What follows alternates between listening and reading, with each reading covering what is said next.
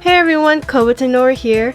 I'm re-recording the audio for the Speedpaint because I say too much and I'm gonna attempt to do better this take. So today I'm drawing an art trade with my friend Mio. This one was a very creative art trade. I really enjoyed the idea behind it. The idea is that in my drawing, I would draw my part and it would be both of our characters making a dish that I really enjoy. This one is Vietnamese beef noodle soup, which I've eaten a lot since childhood and I really love. And then Mio's part would be a drawing where they illustrate us enjoying the food together or some kind of continuation piece in the same setting.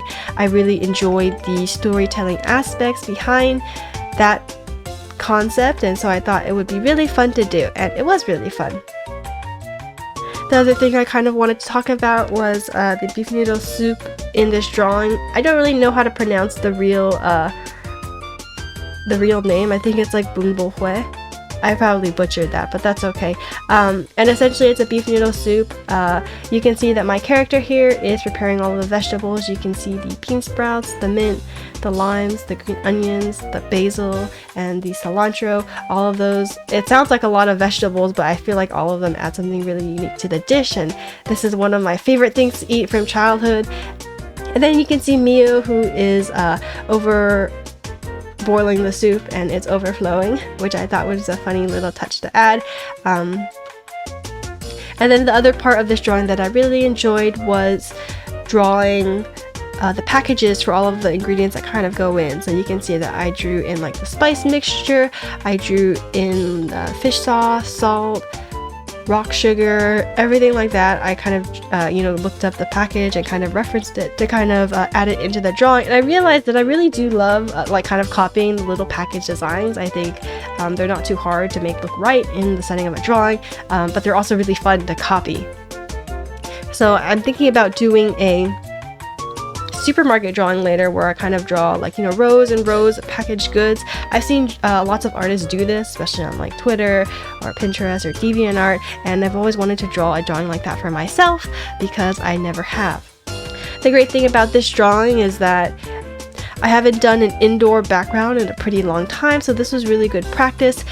As you can see in the beginning of the drawing, I did use a kind of reference image from a game. If you did not notice, it was from Animal Crossing. It's essentially just a picture of kind of a really like generic layout of someone with like a kitchen and like a fridge and a table and stuff, and I kind of just ended up basically using those lines to kind of make my own kitchen. I kind of added in a window and other shelves, but overall it's really helpful, especially for the perspective, to use 3D drawings. I've seen people use things like Roblox or Minecraft or Sims, even 3D programs where you can make your own assets, I think are really helpful. So I recommend for indoor drawings that you use stuff like this.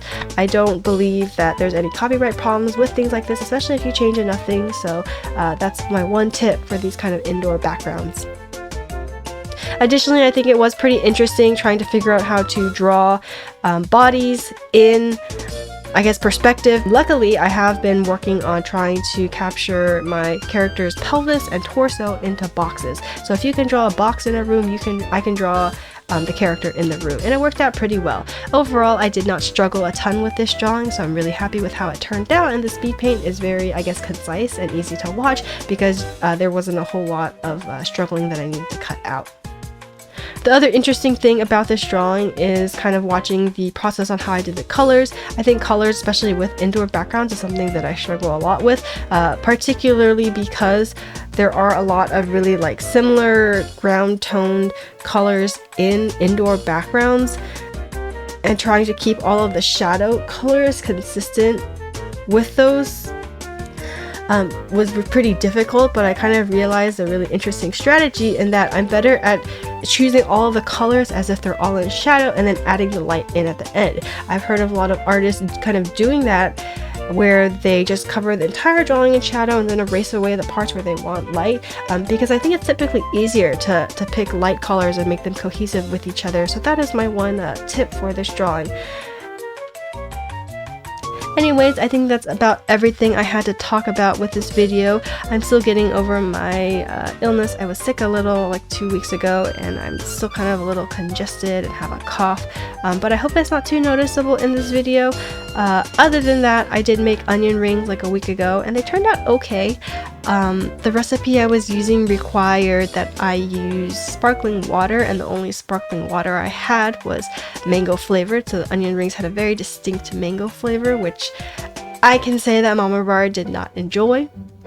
However, I did get the texture of onion rings that I like, which means that I never have to go back to habit to buy expensive onion rings. However, I did also realize that onion rings are a lot of work to bread individually, and maybe it is worth it to go just buy them.